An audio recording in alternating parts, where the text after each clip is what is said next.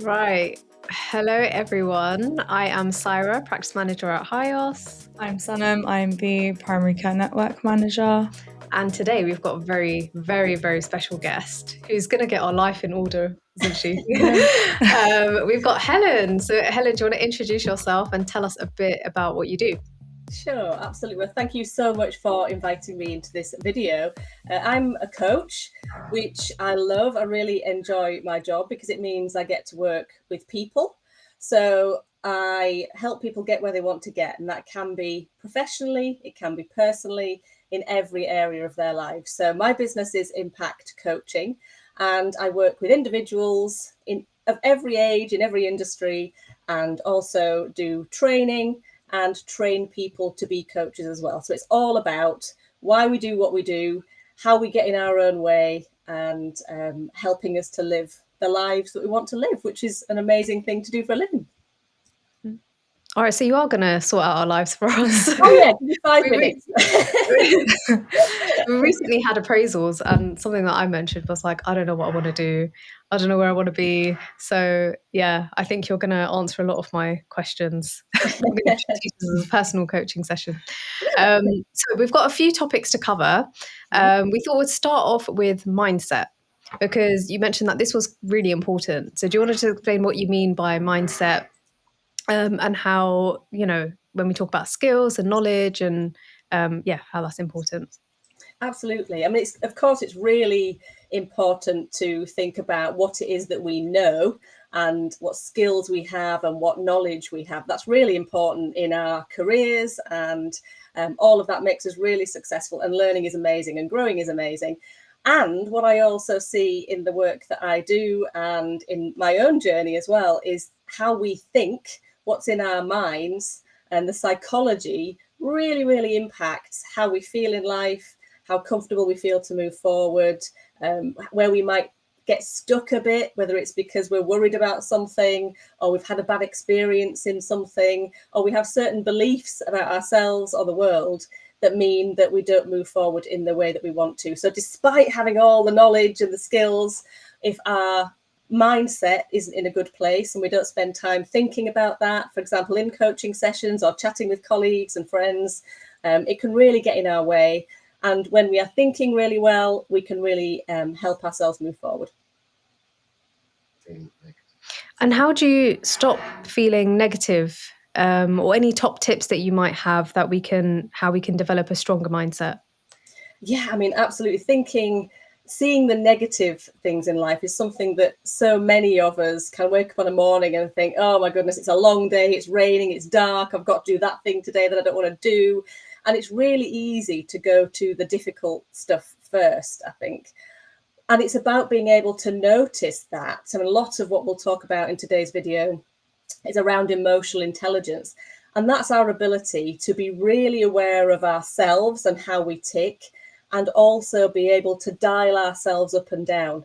So in terms of that negative thinking, it's being able to recognize, a lot of the time I'm looking at what feels a bit rough and a bit naff, and that isn't helping me. So let me challenge myself to find the good. So what's great about the day in front of me? What am I excited about? What am I hopeful about? What can I bring to that particular thing that I'm doing?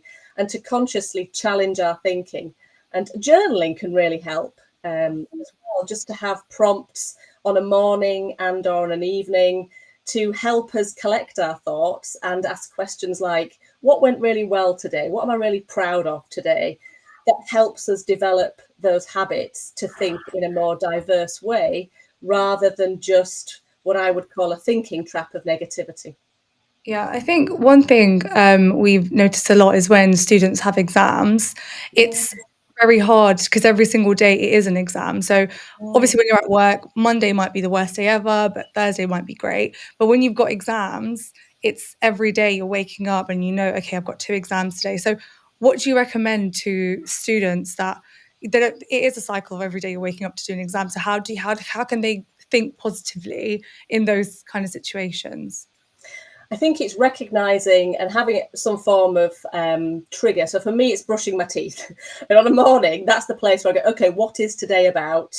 How do I feel about it? How do I get myself in a good space? So when I'm brushing my teeth, it might be, oh gosh, I've got 2 more exams today. I had 2 yesterday. I've got 2 tomorrow. I could let myself go down that pathway. But by being able to stop to say things like, I am capable, I can do this, I've prepared, I'm going to give it my best shot. It's all about the way that we speak to ourselves. And I guess recognizing that how we talk to ourselves is so important. And we quite often can say to ourselves things we wouldn't say to our best friends. We'd never say to our best friends, oh, you're going to be rubbish today. You've got too many exams. You're not going to do well. You're going to fail them. We wouldn't say that. So that's a good check and balance. If I wouldn't say this to people I cared about, why am I saying that to myself?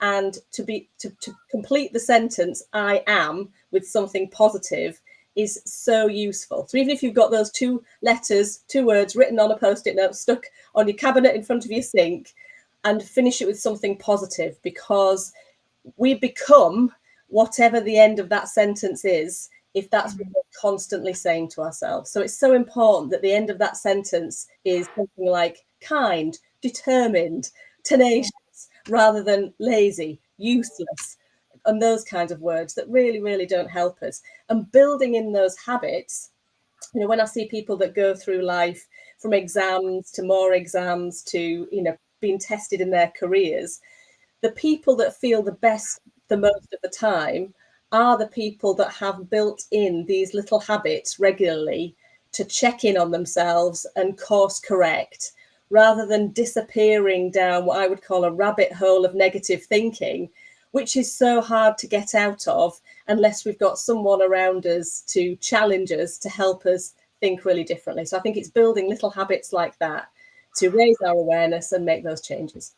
Yeah, I think it's quite popular even on social media, like words of affirmation. I think Mm, waking up in the morning and saying, I feel good, or I'm going to be successful in this. And I think it kind of goes similar to like manifesting as well. I don't know if that's the same sort of yeah, thing where, yeah, you wake up and you say, right, I'm going to do this today. And almost like romanticizing your life, like something so basic as buying a coffee, yes, doing like, making it really romantic, be like, you know what, I'm gonna buy a coffee, but I'm gonna buy it from a shop that I don't normally go to. Like small things yes, like that I've noticed in my life when I'm like, okay, like even here, for example, they've got a coffee machine. I get here at 9 o'clock and that's the first place I go because I'm like, I get to make myself a nice coffee rather than at home. It's just kettle coffee. There's nothing wrong with kettle coffee, but yeah. it's not as nice. So it's small things like romantic, getting yourself a bit excited about something that could be very dull. I've noticed in my life when you make something a bit more exciting, it can kind of change your mindset a little bit. It's so true. I really try and look for glimmers, and they are small bits of every single day that Yeah. are exactly that, where you go, oh, I'm really excited about that lovely coffee, or seeing the flowers, or that view, or Yeah. whatever it might be. It's not expensive things, it's not hard to find, but just really being purposeful about finding glimmers in every single day. There is a concept called confirmation bias, which means if we start to hold beliefs like, the world is hard, my life is hard, things aren't going so well for me, all feels a bit bleak, then our minds will go and find evidence to make that true. Yeah. And we miss all of the other stuff that is positive and feels really good. We just don't see it, it's still there. So we have to be able to challenge that confirmation bias and also swap those beliefs out for things like, I am capable, I'm excited, there are good things in life. And we start to see examples of that. So this is how our mind is so potent in how we feel every single day. And you're so right, that cup of coffee absolutely does the job for me too. So that Monday morning feeling, we just cause it ourselves. Yeah. It's just Quite we're often, looking up something in our yeah, head that, yeah, yeah. stinky thinking quite often. And that isn't to say that there aren't hard things in life. There are definitely times that are harder for personal reasons, professional reasons, because we're bored. There are many reasons why life can feel hard. But once we start to think on a Sunday, when it gets to a certain time, oh, tomorrow's Monday, it's going to be hard, it's going to be, then we're already in that trap. So that's the signal to go, how can I do this differently? How can I change my thinking and rewire this part of my week so I go into next week in control of my thoughts and have the week I want to have? And you mentioned thinking traps earlier. Mhm. What does that mean? What are thinking traps? Oh, I mean, gosh, I teach this stuff and I do this all the time. This is just ways of thinking that don't help us. So that can be things like catastrophizing. And maybe, I don't know, we missed the bus on a morning and suddenly the whole day is ruined. There's no point. This is going to happen. That is going to happen. So from one small thing, our minds can get really carried away and blow it up into something huge. Personalizing is such a common thinking trap, where we've all had those times where something rubbish happens and we think, oh, it's me, it's my fault, it's because I did something wrong there. And we take the blame all on ourselves, when that isn't entirely true. And the opposite is true. Sometimes we can get in a thinking trap of pointing outwards and externalizing and thinking, well, this is nothing to do with me. This is everything to do with everybody else. When, of course, the truth is somewhere in the middle, actually. We can magnify the bad, minimize the good. We can get stuck in thinking rationally without looking at emotion. We can get stuck at looking at life emotionally and not thinking rationally. Again, these are just habits and ways of thinking that don't set us up to feel good. All right, sorry. And kind of with regards to confidence, you kind of mentioned it. Sometimes you compare yourself to other people, other situations. Any sort of tips for this? Confidence is such an important topic, and I think is something for every stage of our lives. And comparison, I think you mentioned there, which is something that we're really prone to do. And it's kind of an evolutionary thing. We want to look around and go, do I fit in? Am I okay? Am I going to be rejected from this tribe? Because back in the day, if we were, that probably wouldn't have meant a good ending for us. So we are wired to kind of look out to other people as a reference point. But there's a phrase I quite like, which is comparison is the thief of joy. And once we're looking outside of us, we generally can compare the worst of us to the best of others. And that definitely goes for social media, where, we're sat in our tracksuit with our hair up, just feeling rubbish, looking at someone on this glamorous holiday, thinking, oh my goodness, that gap is so huge. And we start to look at that gap and focus on the gap. And of course, there's a thinking trap happening there, and that isn't reality. So by being able to, I think compare is the wrong word, but it's almost like comparing ourselves to ourselves, but in a really positive way. So not me versus others.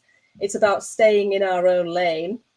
And I try and think, okay, am I growing in the way I want to grow for me? So am I a bit better at that thing today than I was yesterday? That's the only helpful comparison for me, is to stay in my lane and really challenge myself to grow, than comparing myself outwards. Because it's, unless you're going to use that for inspiration and energy, and that's one of my favorite feelings in the world, is being able to look outside and see someone or something that you go, wow, you're amazing at that. I really want to learn that. I want to be a bit more like that. That energizes me. That's a good lens outwards. But once it starts to become about our inner critic, which I think is probably really key to a lot of things that we're talking about here. The inner critic is that voice in our heads that we all have, no matter how successful or confident we might seem, that will say, oh, Helen, what did you say that for?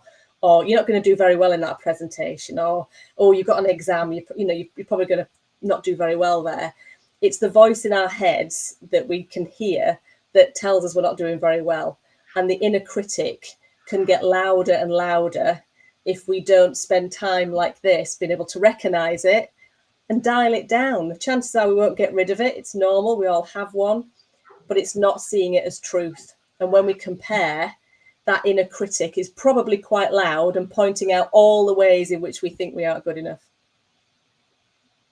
Thank you so much. Did you want to say something? Yeah, no, I was just agreeing with that. I think it's we compare ourselves all the time. I think comparing ourselves to ourselves, like, was I like this a year ago or 6 months ago? I think that's when, you're focusing on yourself, and all that energy is just on yourself rather than looking at what other people are doing.